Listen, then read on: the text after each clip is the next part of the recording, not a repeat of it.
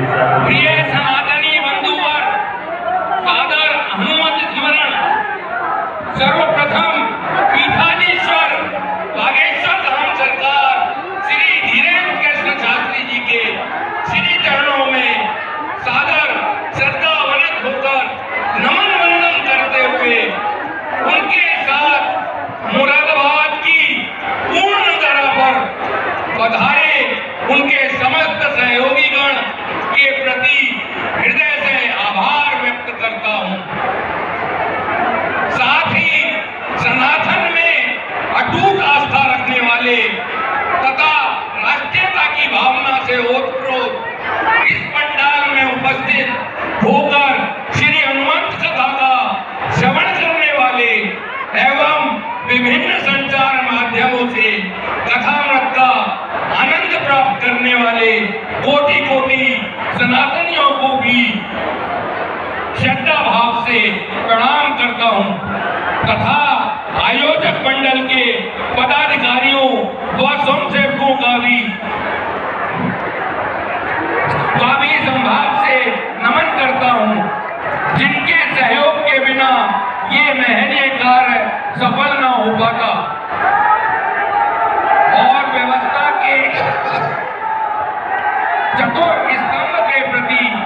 हार्दिक कृतज्ञता ज्ञापित किए बिना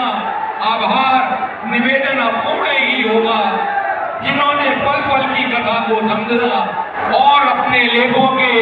माध्यम से इस महान एवं पूर्ण आयोजन की भाव आत्मा को जन जन तक पहुंचाया। 3 दिन की इस कथा के श्रवण से मेरा रोम रोम हनुमान जी के भाव से रोमांचित हो गया है। श्री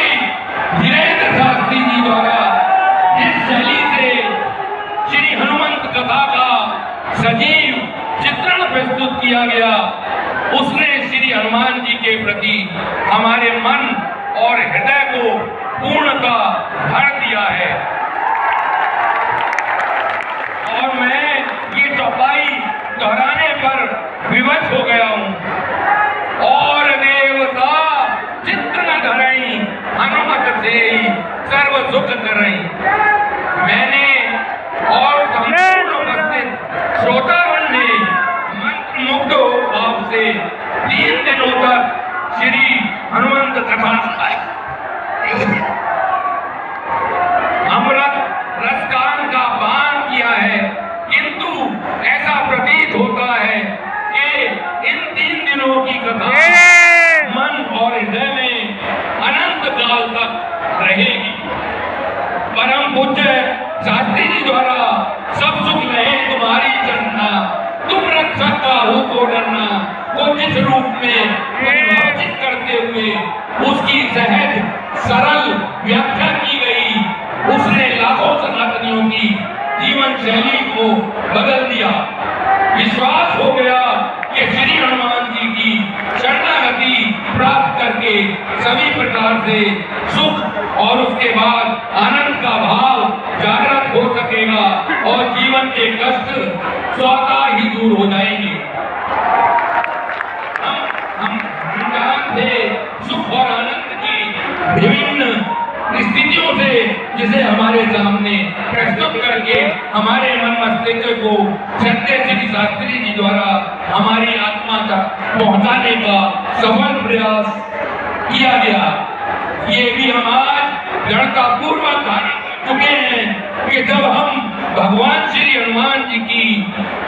शरण में आ गए तो हमारी रक्षा का दायित्व उन्होंने ले लिया और अब हमें किसी से भी अनिष्ट का डर नहीं रहा। श्री शास्त्री जी द्वारा सुख प्राप्ति के मूल मंत्रों का भी निर्वचन किया गया, जैसे कि हमें अपनी आय का आधा सेवा कर्म में खर्च करना चाहिए, क्षमा करने की आदत डालनी चाहिए। मनुष्य के लिए भूल करना स्वाभाविक है, किंतु अनजाने जाने में हो गई भूल को स्वीकार कर लेने में विनम्रता और महानता प्रकट होगी। जो प्राप्त है उससे हमारी विद्या प्रदान किए जाने के उपरांत पंडित धीरेन्द्र शास्त्री जी द्वारा गणेश संसद को दोहराते हुए कहा गया कि ये स्थान जहाँ पर माँ काली का दिव्य मंदिर है, माँ भगवती का वास है, भगवान भोलेनाथ के रूप में